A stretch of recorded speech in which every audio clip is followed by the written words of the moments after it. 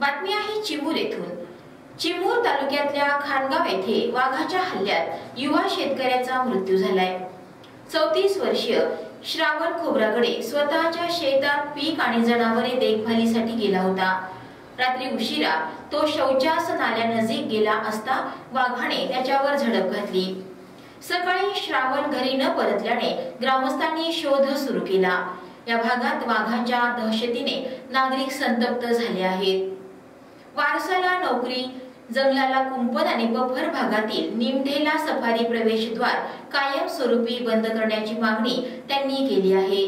One आणि police कर्मचारी घटनास्थळी पोहोचले असून परिस्थितीवर मार्ग काढला जात आहे। या संदर्भात स्थानिक नागरिकांनी लाईव्ह चंद्रपूरला दिलेली प्रतिक्रिया पाहूयात। त्याच्यामध्ये सर्व वन प्रशासनाचं गैरसोय आहे। त्याच्यामध्ये त्यांचं आमच्या माणसाचं संरक्षण होत नाही, त्यांच्यामुळे आम्हाला त्रास आहे।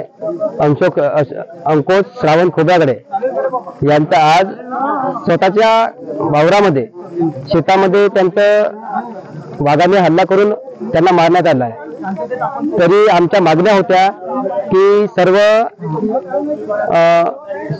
जंगलाला, वन विभागाच्या जंगलाला कंपाऊंड व्हायला पाहिजे। तसेच त्यांच्या एका व्यक्तीला, घरच्या व्यक्तीला एका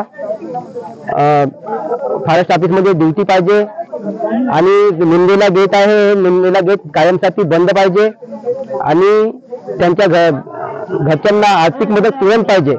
हे आम्ही सर्वांना वन विभागांना मागण्या केल्या आहे।